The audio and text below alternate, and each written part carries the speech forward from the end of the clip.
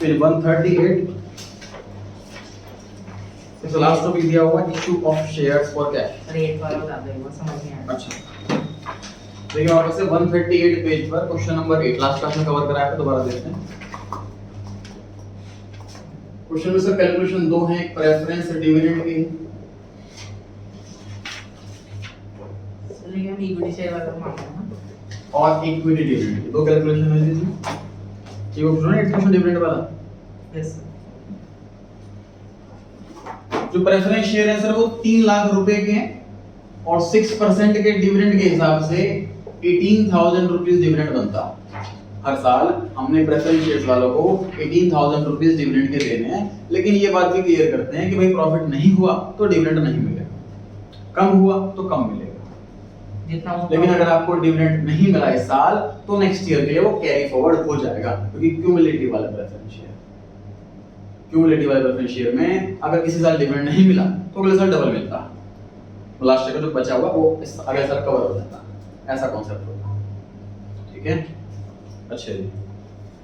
Equity share capital की बात करते हैं। ये 6 लाख रुपए की कैपिटल है और डिविडेंड की परसेंटेज तो फिक्स होती ही नहीं है इसमें। प्रॉफिट जो बचा वो इक्विटी वालों का है, नहीं बचा तो नहीं मिलेगा, जितना बचा है इनका परसेंटेज फिक्स होती नहीं इक्विटी वालों की, वो रियल ओनर्स होते हैं। क्वेश्चन में कहता है कि टोटल जो डिविडेंड डिक्लेयर हुआ वो फर्स्ट ईयर में हुआ 15,000, सेकंड ईयर में हुआ टोटल क्वेश्चन में डिविडेंड बता रखा है 15,000 25,000, ये टोटल डिविडेंड है इक्विटी प्रेफरेंस का मिला करके। पहले साल 15,000, अगले साल 25,000। तो हमें ये बताना है इस वाले साल में इक्विटी वाला कितना है, ये कैलकुलेशन करनी है। तो देखिए सर प्रेफरेंस वालों का डिविडेंड 18,000 बनता है हर साल का, लेकिन प्रॉफिट केवल 15,000 है, प्रॉफिट कम है तो डिविडेंड भी कम ही मिलेगा इनको। क्योंकि प्रेफरेंस वाले जाते हैं टाइम 15,000 रुपए जब उनको देंगे हम तो बोल के जाएंगे 3,000 रुपए रह गए, है कि नहीं? तो नेक्स्ट ईयर वो कितना लेंगे? 18 + 3 21, क्योंकि 3 पेंडिंग रह गए थे, तो 25 में से 21 तो प्रेफरेंस वालों को ही मिल गया होगा। Yes sir. 25 में से 21 तो प्रेफरेंस वालों को ही मिल गया होगा, तो कितना मिला होगा इक्विटी वालों को? 4,000। ये आंसर है। क्वेश्चन ने पूछा इस वाले ईयर में डिविडेंड इक्विटी वालों को कितना मिला, तो 4,000 का आंसर है। क्लियर हो गई बात? Yes sir. चलिए टॉपिक है जी issue of shares for cash. Question 1 में लिखा है which statement is issued before the issue of shares. देखिए जो ऑप्शन नंबर बी और सी है, एमओए और एओए, ये तो जब कंपनी इनकॉर्पोरेट होती है, रजिस्टर होती है, तब बनाए जाते हैं। ऑप्शन नंबर ए है जी प्रोस्पेक्टस। प्रोस्पेक्टस होगा उस कंपनी का जब वो कंपनी शेयर्स इशू करेगी, उसमें इंफॉर्मेशन होगी। जैसे फॉर एग्जांपल हम कोई फ्लैट खरीदने के लिए जाते हैं किसी बिल्डिंग के अंदर, तो वो अपना प्रोस्पेक्टस देते हैं कि देखो इस वाले फ्लैट में ये फीचर्स हैं, इस सोसाइटी में ये फीचर्स हैं, तो प्रोस्पेक्टस होता है वो, मतलब एक तरह से कस्टमर को अट्रैक्ट करने का जो इन्विटेशन होता है वो है वो प्रोस्पेक्टस। तो जब कंपनी शेयर्स इशू करेगी तो अपना प्रोस्पेक्टस इशू करेगी, उसमें इंफॉर्मेशन होगी कि वो पैसा कहाँ लगाएंगे और किस प्राइस पे इशू होगी, प्रीमियम पर या फेस वैल्यू पर। प्रीमियम होगा तो कितना होगा, इंस्टॉलमेंट में मंगाएंगे कि नहीं मंगाएंगे, इक्विटी है कि प्रेफरेंस है, प्रेफरेंस है तो रिडीमेबल है कि नॉन रिडीमेबल है, पार्टिसिपेटिंग है नॉन पार्टिसिपेटिंग, कन्वर्टिंग है नॉन कन्वर्टिंग, डिविडेंड का रेट कितना है, तो सारी इंफॉर्मेशन रिगार्डिंग दैट शेयर ये सब मेंशन होगी, उसे प्रोस्पेक्टस कहते हैं, जो शेयर इशू करने से पहले इशू किया जाता है। सही, बुकलेट होती है बस। क्वेश्चन नंबर 2 पर आ गए। क्वेश्चन 2 कहता है जी कंपनी एक्ट के हिसाब से कंपनी शेयर अलॉट करने का प्रोसीजर आगे नहीं बढ़ा सकती जब तक मिनिमम सब्सक्रिप्शन ना मिल जाए। देखो ये तो ऑब्वियस सी बात है, एप्लीकेशन मनी तो मिल ही गई होगी, वरना उसके बाद क्वेश्चन ही नहीं उठा। भाई इतना मेरे पास एप्लीकेशन मनी आई नहीं, मैं गवर्नमेंट से पूछूं कि मैं शेयर इशू करूं ना करूं, तो करके देखो कर भी सकते हो, है कि नहीं? मिनिमम सब्सक्रिप्शन नहीं आया मतलब 90% मेरे पास एप्लीकेशन नहीं आई, तो जब तक 90% एप्लीकेशन नहीं आ जाती तब तक मैं आगे शेयर प्रोसीड नहीं कर सकता, अलॉट नहीं कर सकता। इसमें ए ऑप्शन आंसर है। क्वेश्चन नंबर 3 सेबी के हिसाब से बताइए कितना है minimum subscription? 90%, B option. Fourth question, share किस किस पे इशू हो सकते हैं? डिस्काउंट, प्रीमियम, पार। प्रीमियम और पार दोनों पे इशू हो सकते हैं। 10 का शेयर 10 में इशू हो सकता है, पार मतलब उतनी ही फेस वैल्यू बराबर, पार मतलब इक्वल होता है पार पे बराबर, ना ऊपर ना नीचे। 10 का शेयर 10 में इशू हो सकता है, 10 का शेयर 11 12 में इशू हो सकता है, 10 का शेयर 9 में इशू नहीं हो सकता। तो इसलिए ए और सी दोनों सही है, तो डी ऑप्शन हो गया। अपने डायरेक्टर्स को या एम्प्लॉइज को कर सकते हैं एक्सेप्शंस में कवर हो, देखो देखो प्रैक्टिकली ना इस हिसाब से देखा जाए तो कोई भी एक्सेप्शन नहीं है। जैसे 91 की कंडीशन है, याद कर लीजिए हमने, उसका एक्सेप्शनल केसेस में ये भी अलाउ कर देगा हमने, ठीक है कि नहीं है? कोई मैं सपोज कि गांव वगैरह में कोई मैं इंडस्ट्री लगा रहा हूं, उसमें एम्प्लॉयमेंट मिलेगी, मैं गवर्नमेंट को बोलता हूं कि जी नोटिफिकेशन मेरे पास नहीं आया है, सिर्फ 80% एप्लीकेशन आई है, लेकिन मैं इससे एम्प्लॉयमेंट मिलेगी, इससे गवर्नमेंट को टैक्स मिलेगा और बहुत बेनिफिट होगा इकोनॉमी का, मैं सेटिस्फाई कर लूं तो उसका मुझे भी अलाउ कर दूं। है ना? एक्सेप्शंस तो हर जगह होती है, हम जो भी चीज देखते हैं वो एज अ जनरल रूल देखते हैं। एज अ जनरल रूल पार और प्रीमियम पे ही इशू हो सकता है। इनका डाउट ये था कि सर डिस्काउंट पे इशू कर सकते हैं सर एम्प्लॉइज को, डायरेक्टर्स को, आपने पढ़ाया था स्वेट इक्विटी शेयर, तो वो ऑप्शन में क्यों नहीं है? वो एक्सेप्शन में इसीलिए। ठीक, पढ़ते हैं जी आगे। क्वेश्चन नंबर 5 पर आ गए हम।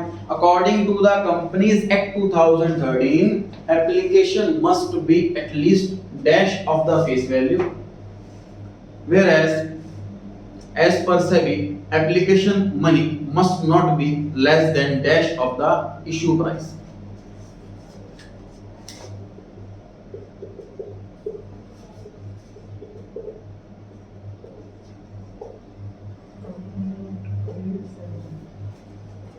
कंपनी एक्ट में ये लिखा हुआ है सर कि अगर 100 रुपए का शेयर है तो कम से कम 5 रुपए तो मंगा लेना एप्लीकेशन पे। ये ना हो कि ज्यादा इन्वेस्टर्स अट्रैक्ट करने के चक्कर में कम रख दो एप्लीकेशन मनी, मिनिमम 5% रखना। सेबी लेकिन कहती है कि 5% तो कुछ भी नहीं होता, इश्यू प्राइस का कम से कम 25% रखवाओ। अगर 10 रुपए का शेयर है तो 2.5 रुपए रखवाओ। अगर आप 10 रुपए का शेयर 2 रुपए प्रीमियम 12 पे इशू कर रहे हो तो 12 का 25% 3 रुपए देखा जाए। ठीक, तो सर कौन सा फॉलो करें फिर हम? कंपनी एक्ट या सेबी? दोनों। हमें ऐसा इशू प्राइस रखना पड़ेगा जिसमें दोनों सेटिस्फाई हो जाए। सेटिस्फाई किस में दोनों हो सकते हैं? कंपनी सेबी वाले, इसमें ज्यादा परसेंटेज है ना। भाई 10 रुपए में 2 रुपए प्रीमियम, इश्यू प्राइस हो गया 12, ये फेस वैल्यू, ये एसपीआर और ये इश्यू प्राइस। अगर मैं इसका 25% ले लूं मतलब कि 3 रुपए, तो ये भी अपने आप सॉल्व होंगे, ये भी अपने आप सॉल्व होंगे, दोनों अपने आप सॉल्व हो गए ना। दोनों जगह मिनिमम परसेंटेज तो बोली हुई है। Yes sir. ठीक है, तो मान लीजिए फेस वैल्यू है 100 रुपए और मेरा प्रीमियम है 900 रुपए, तो इश्यू प्राइस कितना हो गया?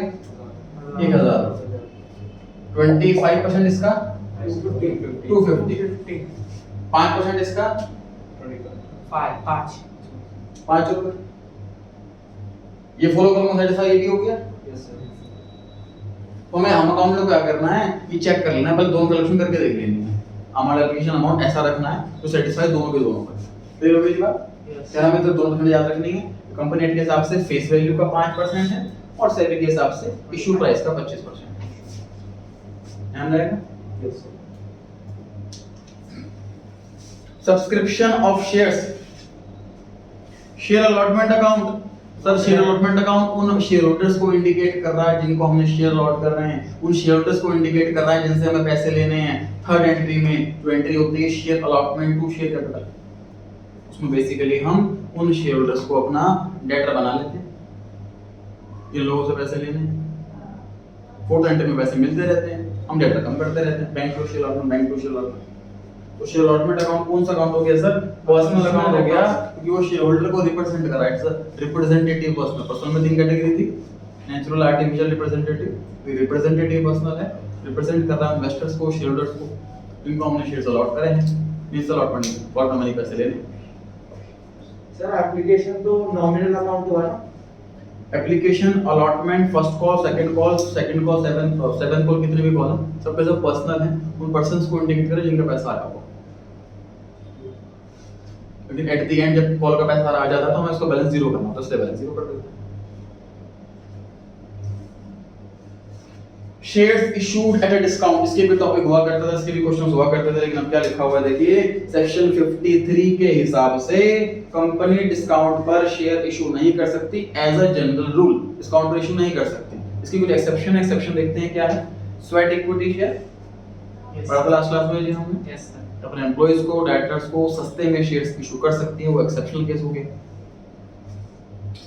और उसके अलावा कोई शेयर डिस्काउंट पे इशू करना वॉइड है। वॉइड का मतलब क्या होता है? इनवैलिड।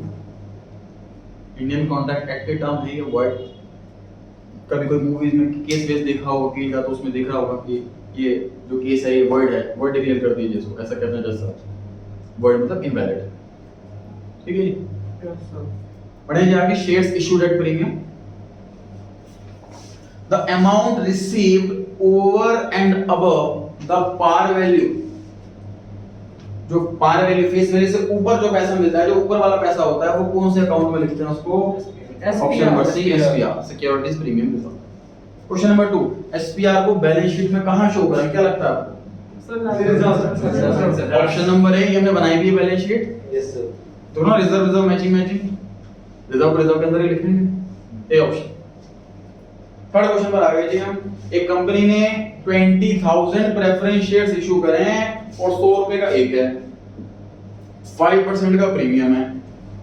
मुझे को बताएगा इशू प्राइस कितना है? 105। 105 इशू प्राइस। और इसके अलावा 2 लाख इक्विटी शेयर इशू करे हैं, 10 रुपए का एक है और 10% का प्रीमियम है। मुझे को बताएगा इशू प्राइस 11। क्वेश्चन ने पूछा हुआ है कि सिर्फ और सिर्फ एसपीआर का अमाउंट हमें कैलकुलेट करके बता दिया जाए। कैलकुलेट करें जी खुद से, बोले नहीं आंसर। एसपीआर का अमाउंट कैलकुलेट करना है, कैलकुलेट खुद से करें, बोले नहीं आंसर। 1 मिनट के बाद मैं कैलकुलेट करूंगा बोर्ड पर, फिर आप अपना आंसर टैली कर लेना।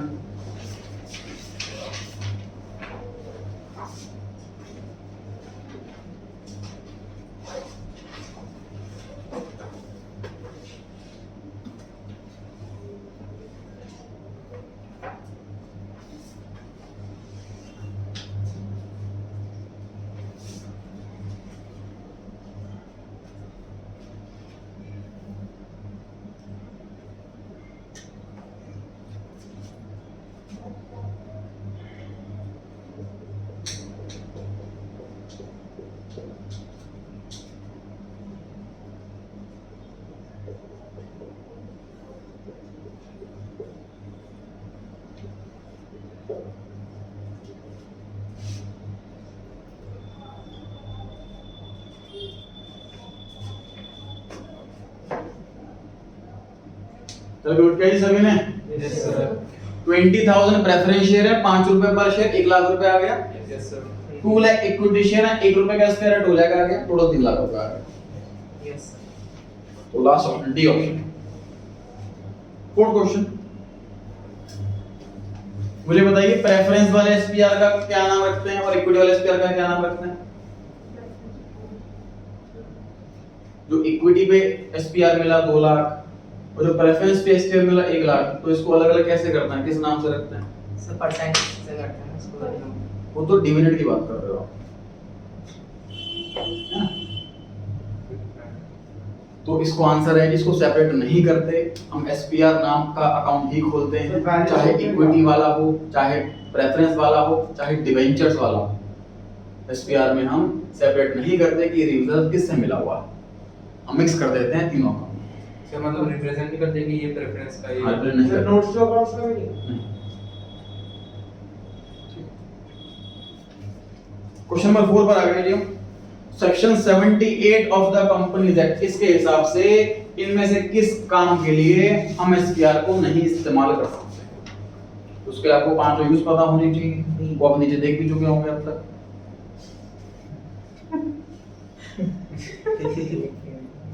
कंपेयर कर रहे होंगे ऑप्शंस, कौन सा ऑप्शन सर मैच नहीं कर रहा, वही आंसर है।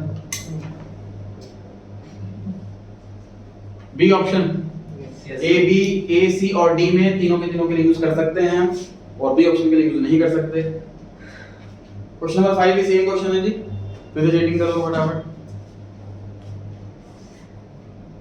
क्वेश्चन 5 में इस बार पूछा है कि किस काम के लिए यूज कर सकते हैं, तो आपको ढूंढना है कि कौन सा मैच कर रहा है उन पांचों में से। मतलब सर हमेशा आंसर बी ही आता है। No. क्लियर हो गया जी? ऑप्शन नंबर बी में लिखा है कि payment redemption free preference share का उसके प्रीमियम के लिए यूज कर सकते हैं, ये सही है ऑप्शन।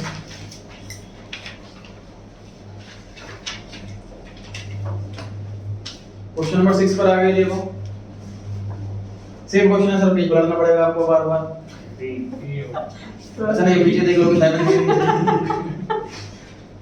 6 क्वेश्चन में पूछा हुआ है, ये स्क्वायर किस काम के लिए यूज कर सकते हैं जी बताइए। फिर से बी आंसर आ रहा है, हमेशा बी आता है इसका मतलब 6 में भी आंसर है। 7 पर आ गए, SPR can not be used. The C. देख लिया आपने, एसपीआर किस काम के लिए यूज नहीं हो सकता जी, ये बताना है। पहला ऑप्शन प्रीमियम एक्सपेंस के लिए यूज कर सकते हैं, दूसरा रिडम्पशन का प्रीमियम राइट ऑफ कर सकते हैं, तीसरा कहता है कि प्रेफरेंस शेयर के रिडम्पशन के लिए पैसा अरेंज करना, फाइनेंस मतलब प्रेफरेंस शेयर रिडीम करना, उसके लिए पैसा नहीं है तो इक्विटी शेयर ना इशू करके हमने एसपीआर को राइट ऑफ कर लिया। तो इसका कोई कॉन्सेप्ट नहीं बैठा क्योंकि मनी की फॉर्म में नहीं होता एसपीआर, जो रिजर्व होता है वो नॉन कैश आइटम होती है, वो फाइनेंस के लिए यूज कर ही नहीं जा सकता, इसलिए सी आंसर गलत है। और डी में लिखा बोनस शेयर इशू करने के लिए कर सकते हैं।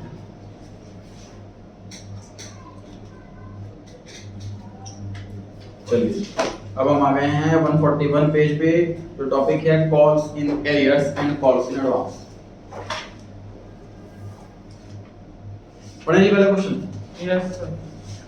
When full amount is due on any call but it is not received, क्या नाम रखे इसके? Calls in arrear, B option. Second question, which of the following should be deducted from the share capital to find out paid up capital? Share paid up capital निकालने के लिए, जानने के लिए हम शेयर कैपिटल में से कौन सा अमाउंट माइनस करेंगे? Calls in arrears. Calls in advance क्या करते हैं, प्लस या मल्टीप्लाई? कुछ भी नहीं करते सर, उसको सेपरेटली करंट लायबिलिटी के हेडिंग में दिखाते हैं।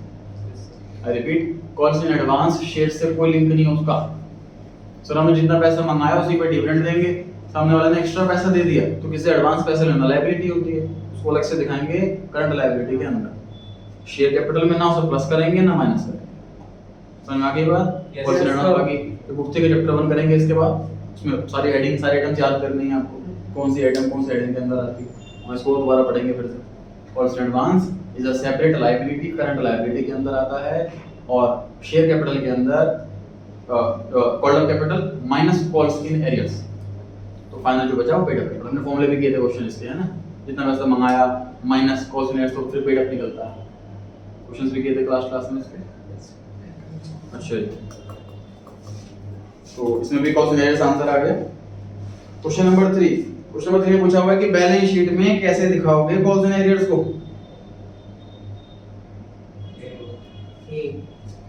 ऑप्शन ए कहता है जी कॉल्ड अप कैपिटल से माइनस करके दिखाएंगे, सही है बिल्कुल। Yes, sir. तो माइनस करने के बाद जो बचता है उसे क्या बोलते हैं? Paid up capital. Fourth question पर आ गए जी हम। Subtract capital A. हाँ, सब्सक्राइब वाला ऑप्शन दो तो वो टिक कर दो। फोर्थ क्वेश्चन की कॉल्स इन एडवांस को कहां दिखाएंगे बैलेंस शीट में? Current liability. Current liability. C option है करंट लायबिलिटी, सही है। Yes, sir. Question number 5, the subscribed share capital of the company is rupees 80 lakh of rupees 100 each। कितने shares हैं ये? 80,000. 80,000, 80,000 shares. There were no calls in arrears till the final call was made। Final call से पहले मतलब first call second call कितनी भी call हो सकती है, सारा पैसा टाइमली आ गया। लेकिन जब फाइनल कॉल मंगाई तो फाइनल कॉल का पैसा जो आया वो 77,500 शेयर्स पर आया। कितने नाम आए? 2,500।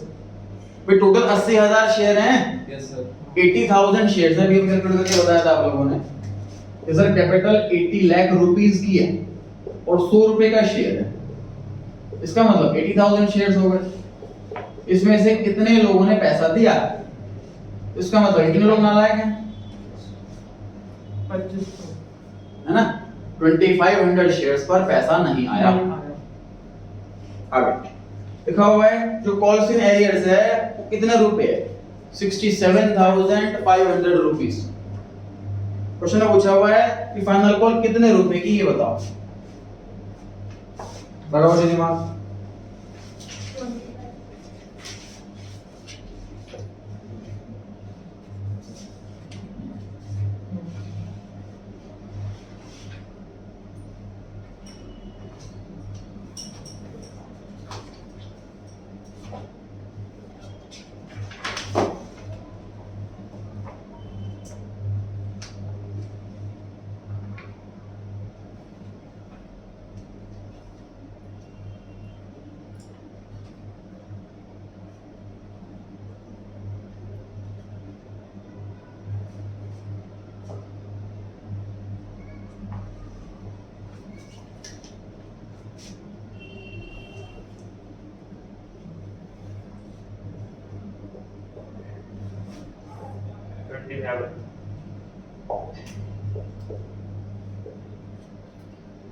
सर मान लीजिए अमाउंट मांगा होता कॉल्स इन एरियर्स का, तो कैसे कैलकुलेट करते हैं कि 2500 शेयर्स पे पैसा नहीं आया और x रुपए नहीं आया तो अमाउंट आ जाता।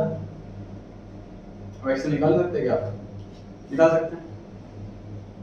इतने शेयर्स पर पैसा नहीं आया, पर शेयर कितना ये नहीं पता, टोटल कितना नहीं आया तो पता है।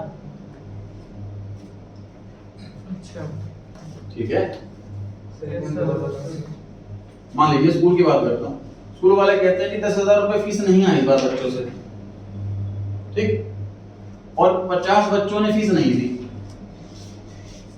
तो फीस कितनी? इतनी छोटी सी तो बात है। स्कूल वाले कह रहे हैं 10,000 रुपए फीस कम आई है इस महीने, और 50 बच्चों ने फीस नहीं दी, तो फीस कितनी? 10,000 डिवाइडेड 50, खत्म, 200 रुपए फीस है। इसी तरीके से टोटल कितना पैसा नहीं आया, इतना पैसा नहीं आया, कितने शेयर्स पर नहीं आया, इतना नहीं, इतने शेयर्स पर नहीं आया, तो पर शेयर पैसा कितना है? कितना आ रहा है? 27। ठीक है, यस सर 27 रुपीस पर शेयर मंगाया था, 2500 शेयर्स पर पैसा नहीं आया, तो 27 into 2500 इक्वल्स टू कितना अमाउंट नहीं आया। क्लियर हुई बात? Yes sir. पढ़ सकते हैं आगे। क्वेश्चन 6 पर आ गए जी। The subscribed capital of the company is rupees 90 lakh of rupees 100. कितने शेयर्स हैं? 90,000 shares. There were no calls in arrear till the final call was made. उसके बाद फाइनल कॉल मंगा ली। फाइनल कॉल 85,000 शेयर्स पर आई। कितने नालायक हैं? 5,000 नालायक। कॉल्स इन एरियर्स है रुपीस 1,25,000। सेम क्वेश्चन है सर, ये तो फटाफट बताओ। सर एक कितने जल्दी देखिए बता सकते हो? 25। ठीक, टोटल पैसा नहीं आया 1,25,000, कितने शेयर्स पर नहीं आया 5,000, तो 25 रुपीस पर शेयर जो है वो पैसा मंगाया गया था फाइनल कॉल।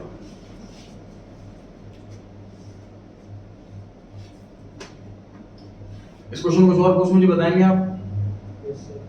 क्वेश्चन नंबर 6 में फाइनल कॉल रिसीव होने की एंट्री करके दिखाएंगे। कौन बच्चा करके दिखा सकता है? फाइनल कॉल रिसीव होने की एंट्री आ जाए, कौन बच्चा करके दिखा सकता है? जर्नल एंट्री सर फाइल पर आ जाओ। फाइल फाइनल का पैसा मिलने की एंट्री, जर्नल एंट्री।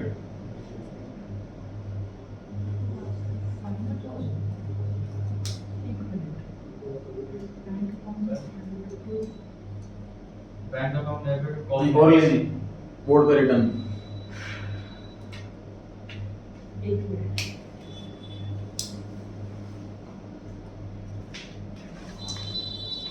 सारे नालायक कोई दो हाँ जी आ जाओ।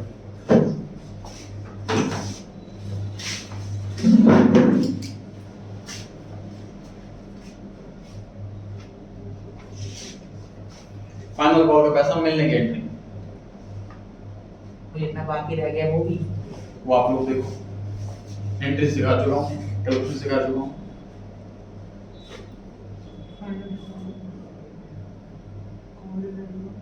जो सही है गलत गलत अपना ओपिनियन दो, तो यहाँ पे आके बताना भी है। अमाउंट भी है। हाँ जी।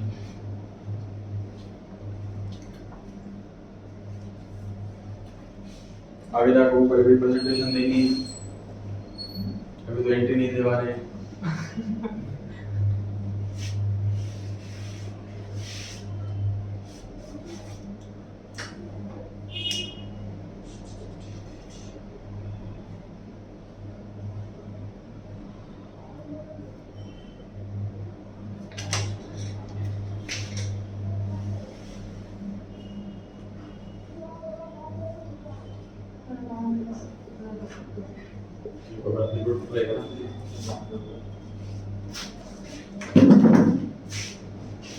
और कोई ट्राई करना चाहेगा? हेलो।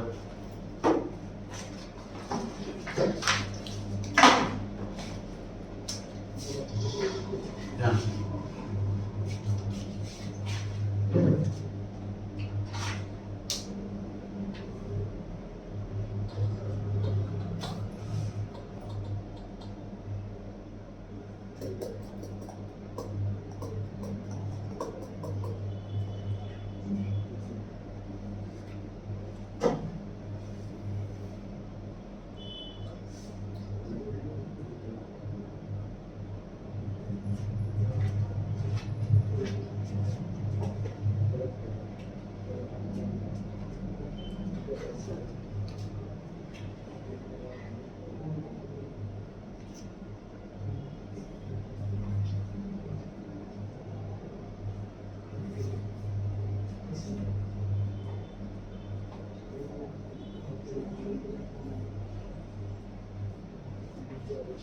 चलिए जी, गुड ट्राई। और कौन आ रहा है?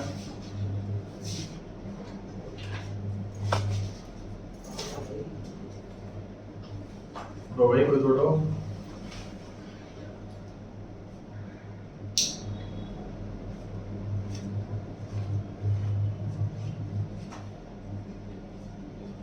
बैंक अकाउंट डेबिट, जितना पैसा आया 27 था, 25 था, 25। Calls in arrears account debit, जितना पैसा नहीं आया।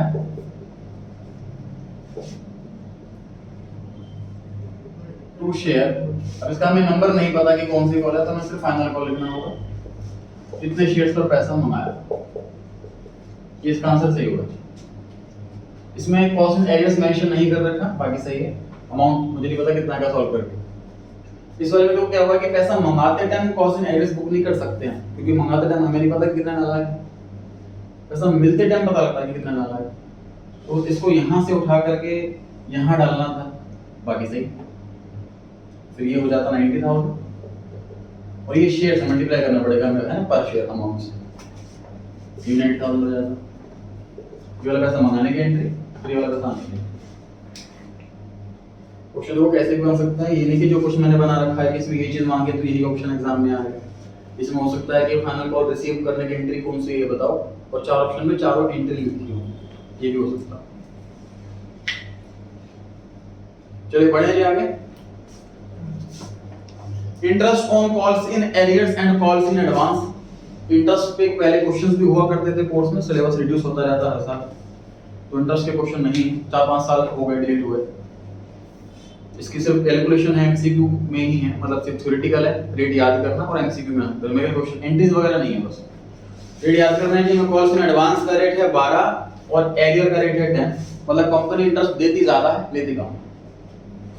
ठीक, पहला क्वेश्चन, कॉल्स इन एडवांस का रेट कितना है? 12। क्वेश्चन नंबर 2, एडवांस और एरियर दोनों का रेट पूछा हुआ है, तो सर 10 और 12 बी ऑप्शन सही है। Yes sir. क्वेश्चन 3 पर आ गए। इसमें इंटरेस्ट कैलकुलेट करके दिखाना है, ट्राई कीजिए आप लोग खुद से। इंटरेस्ट कैलकुलेट करना है बस, 3 और 4 दो क्वेश्चन।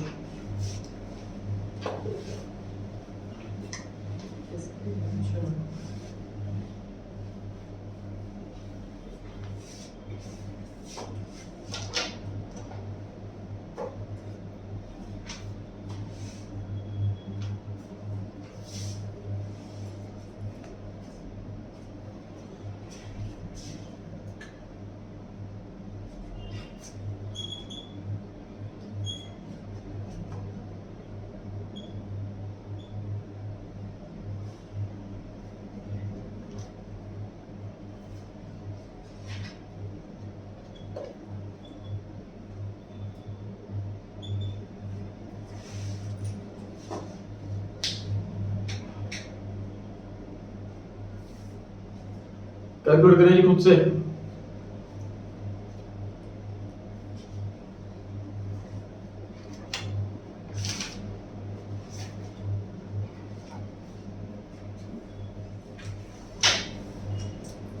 बस ये 2 क्वेश्चंस करना है, आपको छुट्टी हो जाएगी, फिर आप जल्दी छुट्टी हो जाएगी।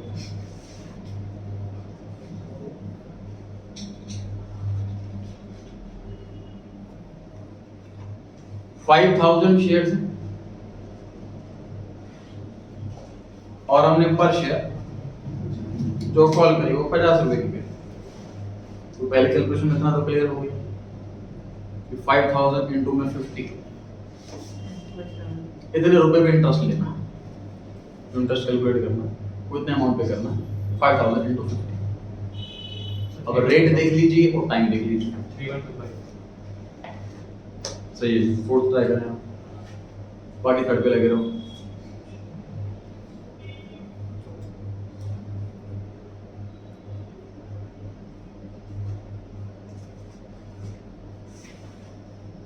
अनाउंस किया था थर्ड क्वेश्चन के अंदर कि 1 अगस्त को अनाउंस किया गया था, ये आप लोग पेमेंट कर दीजिए, और 1 महीने का समय दिया गया था सबको पेमेंट करने के लिए। पेमेंट करने के लिए 1 महीने का समय दिया गया था 31 अगस्त तक का, लेकिन एक नालायक ने पेमेंट कब करी? 15 अक्टूबर को, 1.5 महीने बाद, है ना? इसने पेमेंट लेट करी 1.5 महीना, तो उस पर इंटरेस्ट चार्ज करेंगे 1.5 महीने का, 1.5 मंथ्स। ये कॉस्ट में एरियर है कि एडवांस है? एरियर है, पेमेंट लेट आई है, तो एरियर का रेट कितना होता है? 10। अब क्वेश्चन में कहीं रेट दिया नहीं है, देख लो, रेट आपको घर से याद करके जाना है, 10%।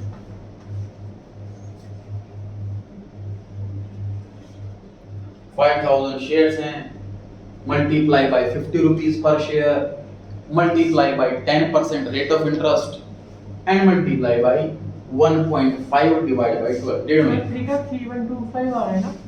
हाँ 3 वाले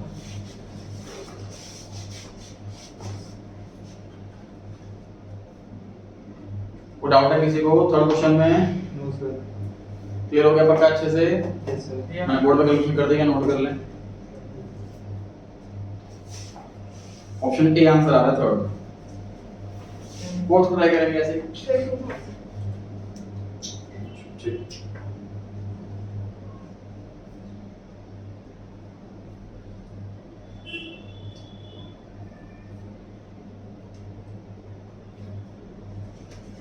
फोर्थ क्वेश्चन में कंपनी ने फाइनल कॉल मंगाई 20 रुपए की 15 सितंबर को, और लोगों को 16 दिन का टाइम दिया गया, 30 सितंबर तक का टाइम दिया गया, और एक नालायक ने 8,000 शेयर्स हैं उसके पास, उसने पैसे दिए 15 नवंबर को, इसने भी 1.5 महीने पेमेंट लेट करी।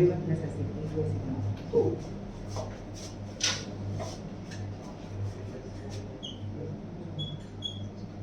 8,000 into में 20, 10%, कितना आंसर आ रहा है? 2000।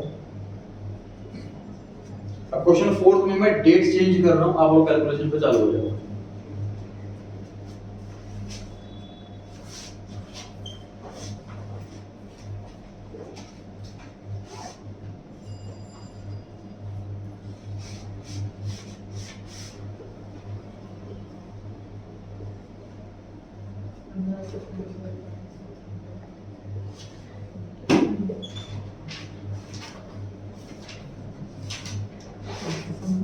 कहाँ से?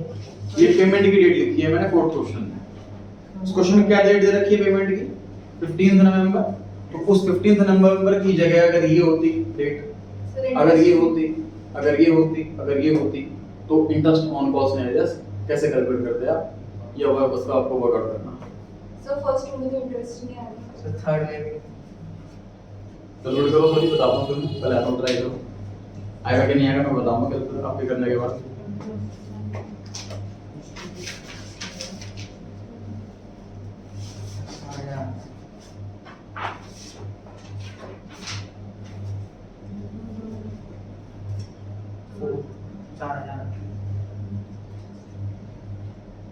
Good to go.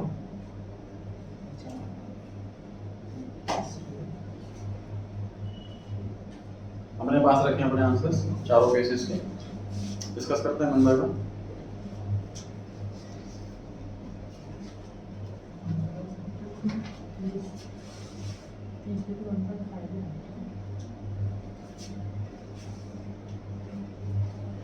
Next class में होगा सबसे important topic four feature. Four feature.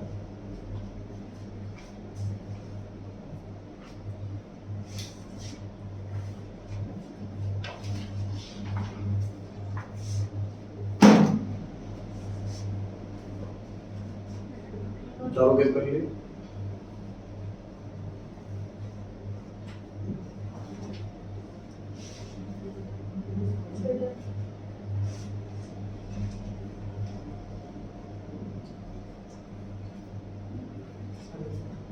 Advance में ट्राई करो खुद से।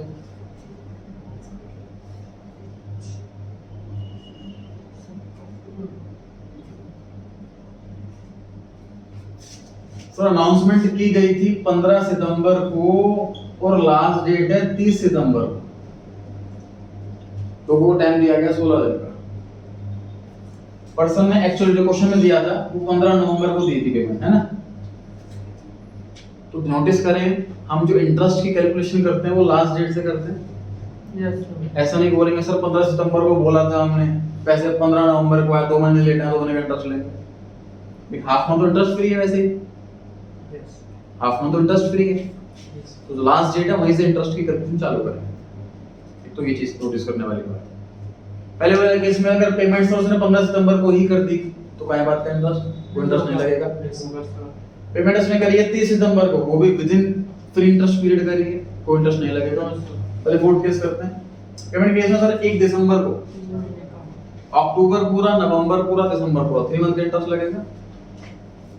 तो दो का मैं 2 का लगेगा दिसंबर अच्छा सॉरी, सही कह रहे हो, सही कह रहे हो। 30 सितंबर लास्ट डेट है तो अक्टूबर नवंबर, दिसंबर तो 1 तारीख है, दिसंबर पूरा नहीं हुआ तो अक्टूबर और नवंबर 2 महीने का इंटरेस्ट लगेगा। बिल्कुल सही।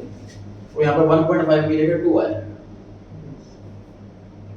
1.5 की जगह 2 आ जाएगा। 30 सितंबर से लेकर 1 दिसंबर तक, बिल्कुल सही है, 2 महीने अक्टूबर और नवंबर, करेक्ट। अब केस 3 पे आते हैं।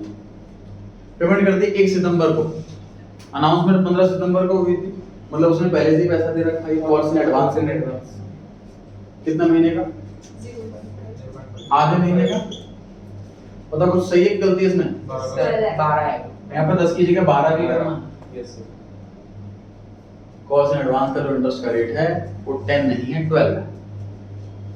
तो अगर 15 सितंबर की अनाउंसमेंट है और पहले ही पैसा आ गया, मतलब वो कॉल्स इन एडवांस है। कॉल्स इन एडवांस पे जो इंटरेस्ट का रेट है वो 12% है। टाइम हमें कैलकुलेट करना है, तो उसका आधा महीने पहले पैसा आ गया। 15 को अनाउंस किया था और आधा महीने पहले पैसा आ गया, तो हाफ मंथ का इंटरेस्ट हमें देना है उसको। सर ये जो 0.5 है ये 1 सितंबर वाला है। हाँ, 1 सितंबर से 15 सितंबर। यानी 15 से पहले पहले दे दिया था। हाँ, आधा महीना पहले दे दिया पैसे, आधा महीने का इंटरेस्ट। डेज की कैलकुलेशन हमारे कोर्स के अंदर नहीं आएगी क्योंकि कैलकुलेटर अलाउड नहीं। फिर भी 73 डेज अब याद करके जाना, घर से ही आ सकता है। 146 डेज ये याद करके जाना, घर से ही एग्जाम में आ सकता है, तो डायरेक्ट कैंसिल हो जाता है। डेज की कैलकुलेशन हमारे कोर्स के अंदर नहीं है, लेकिन ये 2 डेज ऐसे हैं जो एग्जाम में आ सकते हैं, आपको घर से याद करके जाना। जैसे एग्जाम में आपको कैलकुलेट कर लो मंथ वाइज, अप्रैल के 30 दिन, जैसे कोई डेट ऐसी रखी है ना 24 दिसंबर, तो कैलकुलेट करनी पड़ेगी डे वाइज। यस 15 है, 16 है, 1 या 30 है, तो कैलकुलेट नहीं करनी है आपको। 10 तारीख है, 20 तारीख है, 24 तारीख तो कैलकुलेट करनी पड़ेगी। और कोई अगर ऐसे डेज आ रहे हैं तो डायरेक्ट कैंसिल हो जाता है। और एग्जाम में बच्चा 73 देख के सोचता है कि तो कटेगी नहीं, तो क्या सॉल्व होगा, कुछ मैंने गलती करी होगी, छोड़ा था वहाँ।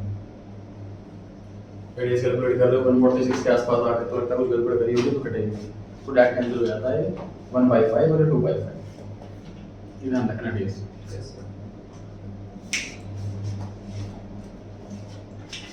चलिए जितना करते हैं आज।